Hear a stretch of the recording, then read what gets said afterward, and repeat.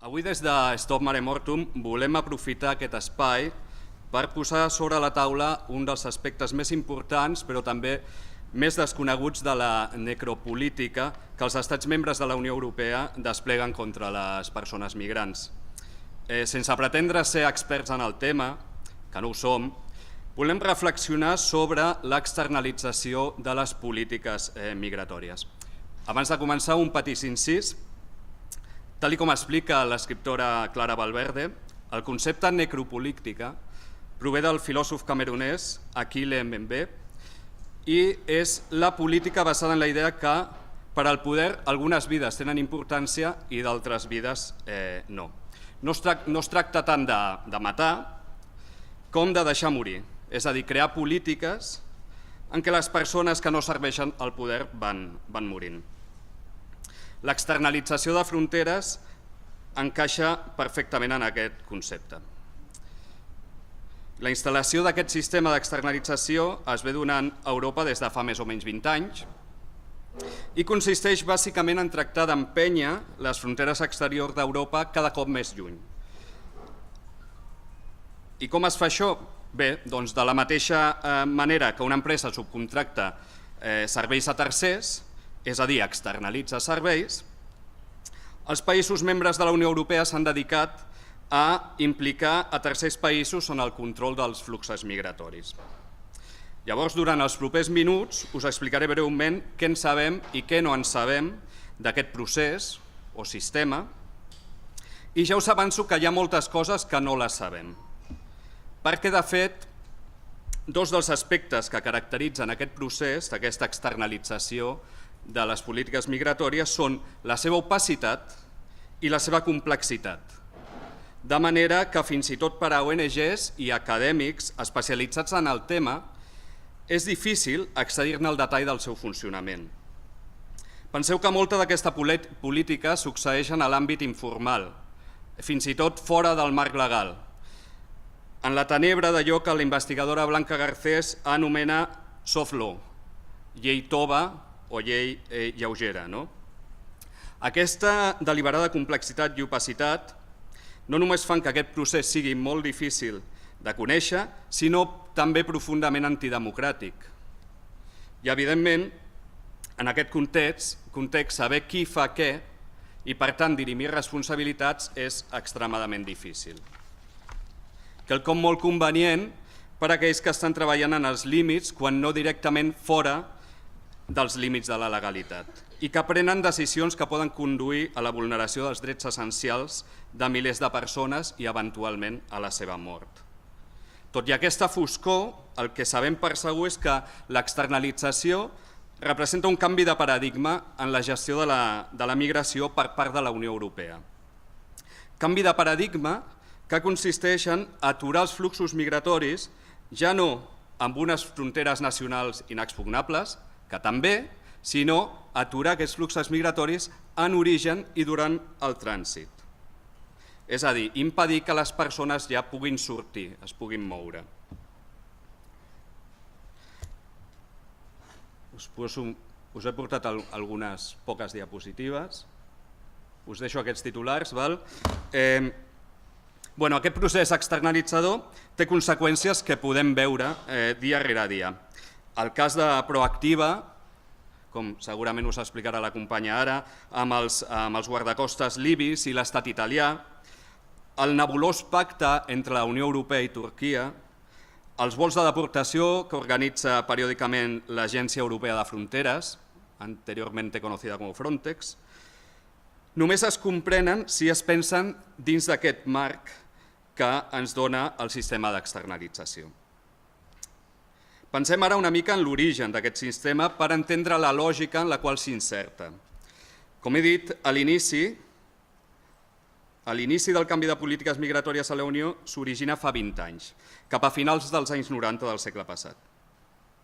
És un moment en què s'està consolidant Europa com un dels destins migratoris principals i al mateix temps la Unió està adoptant l'espai de lliure circulació entre els estats membres, és l'anomenada zona Schengen, i coincidint amb això comencen a sorgir veus que consideren que les fronteres nacionals ja no són suficients per protegir aquest espai de lliure circulació. En paraules de la pròpia Agència Europea de Guardacostes, un eslabó feble debilita tota la cadena. Per tant, per tal de protegir la zona Schengen i controlar els fluxos migratoris, es comencen a desplegar progressivament el que podríem resumir en dues estratègies. Per una banda, es fortifica i militaritza el límit exterior de Schengen, especialment la frontera sud, i per una altra banda, les agendes sobre immigració, que tradicionalment formaven part de la política interior dels països, es traslladen per formar part de les polítiques exteriors, tal com us explicarem ara. Per cert que l'estat espanyol ha estat pioner i impulsor de totes aquestes estratègies. Penseu que és cert que avui en dia tenim tota una Europa infestada de tanques i concertines, però convé recordar que el primer desplegament massiu es va fer durant els primers anys del segle XXI a Ceuta i a Melilla. De la mateixa manera que també durant aquests anys van sorgir els primers acords comercials que incloïen clàusules sobre el control de la immigració i que s'establiren entre Espanya i Marroc. I també recordar que el primer centre de control que tingué Frontex, aquesta agència transnacional, policial, per controlar el límit exterior d'Europa, doncs el primer centre de control que tingué estava situat, i no per casualitat, a les Illes Canàries. Molt bé, doncs tot aquest desplegament passa dins d'un escenari de creixent securitització. Securitització vol dir que qualsevol qüestió, en aquest cas la immigració, es percep i tracta com una amenaça. Evidentment, un clima de securitització afectarà els tipus de polítiques que s'implementin. Clar, per tal de justificar aquesta amenaça, davant de l'opinió pública, la securitització necessita nutrir-se d'un discurs xenòfob i d'un discurs antiimmigració, que presenta aquesta retòrica de la llau, del xoc de civilització, del xoc de cultures i tal. La construcció d'aquest discurs ha estat típicament patrimoni dels fatxes, dels feixistes, però darrerament veiem com aquest discurs s'ha convertit en una moneda política per a molts altres partits populistes i conservadors arreu d'Europa. Però no es tracta només de populisme, no siguem ingenus. La securitització ofereix una formidable oportunitat de fer negoci en els lobbies de seguretat i de l'armament. Resumint, la securitització és la lògica en la qual s'inserten les polítiques externalitzadores de la Unió Europea i veu d'una narrativa que presenta les persones migrants com una amenaça que cal combatre. Però quins són els mecanismes d'aquesta externalització? Com funciona? Òbviament, la Unió Europea no té jurisdicció en tercers països i, per tant, necessita la col·laboració d'aquests tercers països a l'hora d'exportar la seva política migratòria. Esto no es. Molt bé.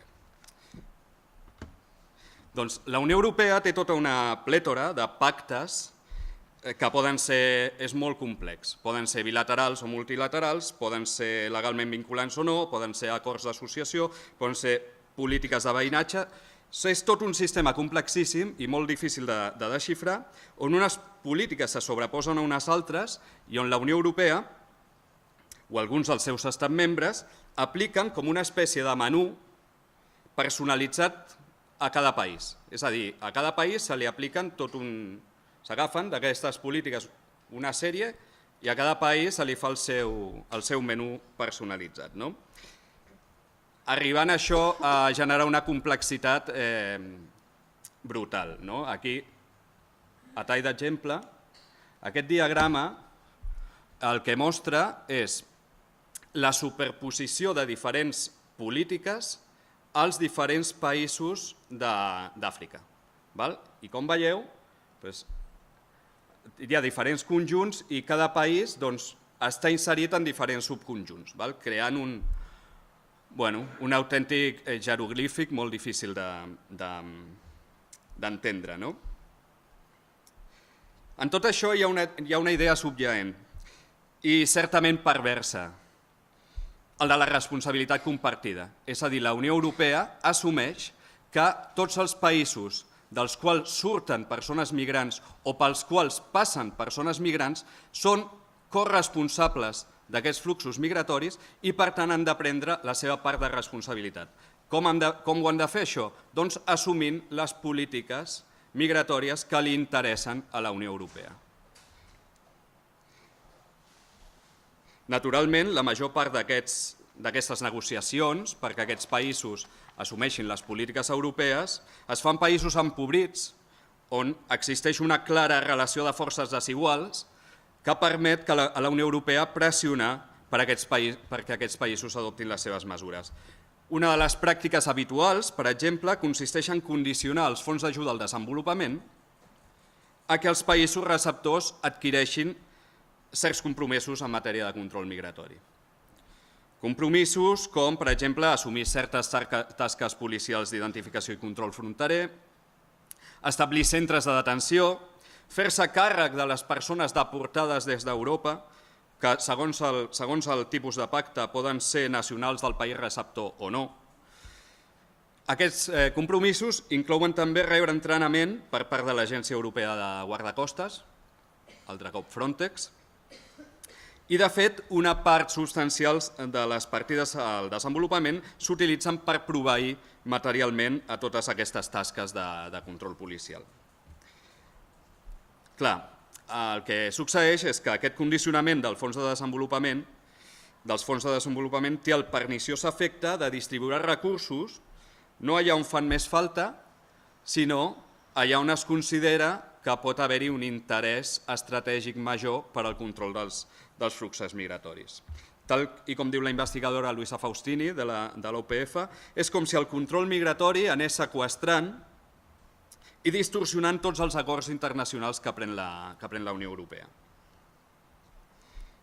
I tot això està passant ara mateix. Ara bé, que tot aquest desplegament de recursos per part de la Unió Europea tingui els efectes desitjats d'aturar els fluxos migratoris és com a mínim dubtós.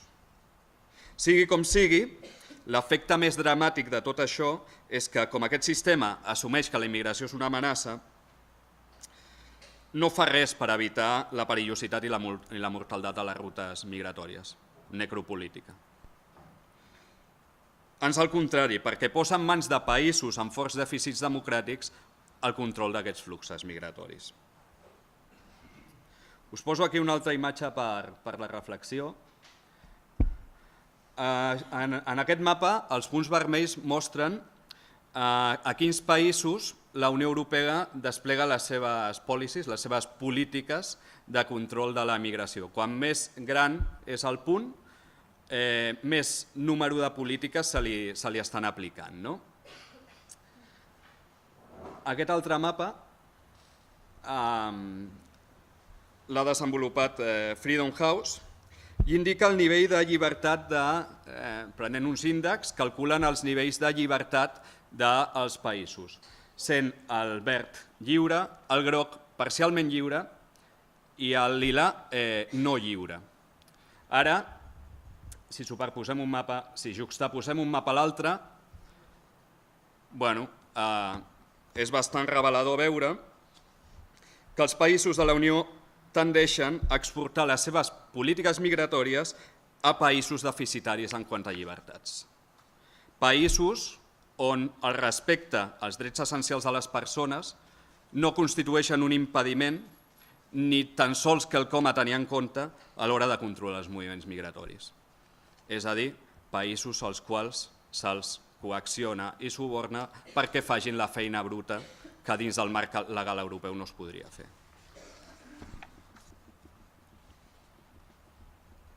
Com probablement us explicarà la Laura, Esther, perdó, quan els guardacostes libis hostiguen a l'ajuda humanitària a la mar Mediterrània, sovint ho fan amb embarcacions donades per l'estat italià. El que ens ha de quedar clar és que això no correspon a un apanyico que s'ha fet entre Líbia i Itàlia. Això forma part d'un conjunt d'estratègies, d'una postura política de tots els estats membres de la Unió Europea enfront al fenomen migratori. Aquesta postura implica empènyer les fronteres territorials de la Unió el més lluny possible i crear una sèrie de cordons o zones de tampó que segueixin propiciant la mort i el drama, però que ho facin lluny dels ulls de l'opinió pública europea.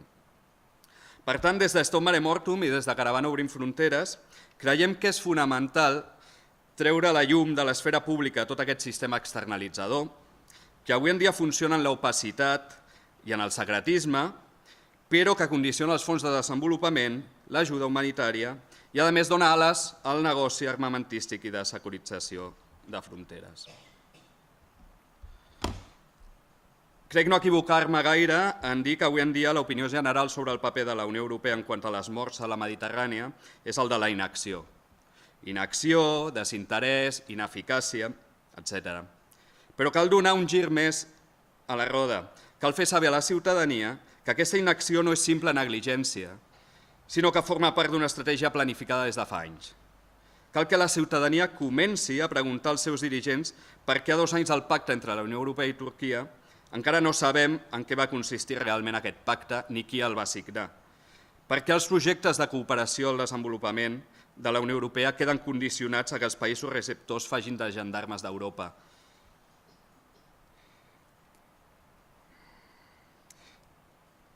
I també quin paper juguen els lobbies de l'armament i de la seguretat en el disseny de les polítiques migratòries de la Unió Europea.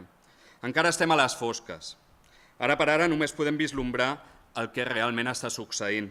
La demanda d'informació per part de l'opinió pública és fonamental per trencar aquest mur d'opacitat i des de Stop i la caravana, de la qual Stop forma part, volem ser com trencagels que comencen a obrir petites escletxes que amb l'ajuda de tots vosaltres cada cop seran més amples i acabaran per deixar al descobert aquestes polítiques ocultes del negoci de fronteres que, recordem un cop més, tenen com a conseqüència la mort de milers de persones i la vulneració dels drets essencials de milions any rere any a la mar Mediterrània i, de fet, a tots els altres punts de les rutes migratòries cap a Europa.